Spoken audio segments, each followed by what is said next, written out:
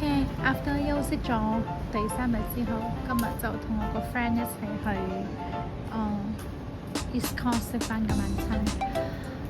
我就瞓到暈啦。最中意咧就係踩個車咧，可以欣賞到呢度唔同個 building 啦、風景啦。所以而家我哋咧就係沿住帕拉利巴個路去 East Coast。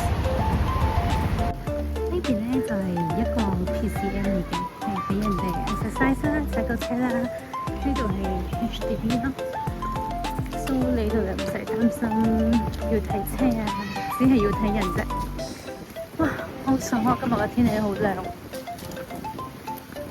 今日人都唔多，夜啲啦，開車燈比較安全啲。哇，好爽啊！我喺房3日，終於可以出嚟唞下氣。睇下佢哋種嗰啲菜幾整齊啊！哇！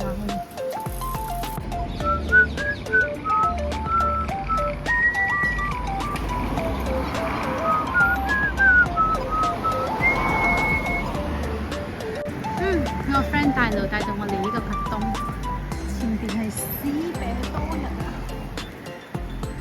而家仲有啲好懷舊嘅歐亞嘅 building， 好靚。呢條路好似有啲遙遠喎，唔知有冇睇錯。呢邊咧就係新加坡嘅地屋，好窄啊啲路。跟住佢哋好得意嘅喎，佢哋嘅 building 入面可以無啦啦有一個幾層樓嘅 apartment 出現啦，係咪好 peaceful 咧？呢啲係踩腳車或者揸車先會嚟到嘅地方，係 far far away from MRT station 嘅。嗱，一啲舊嘅啦，有啲新嘅 building 啦。呢個就係我中意喺新加坡踩腳車嘅原因，可以慢慢欣賞個風景啊，睇下啲我哋平時坐巴士睇唔到嘅地方啊。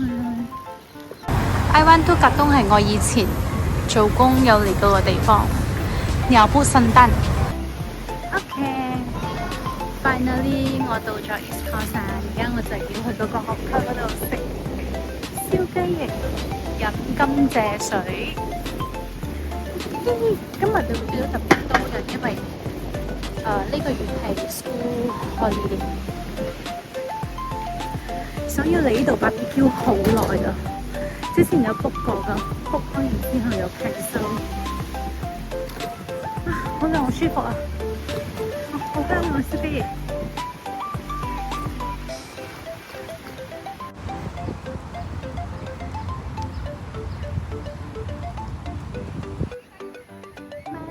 新加坡。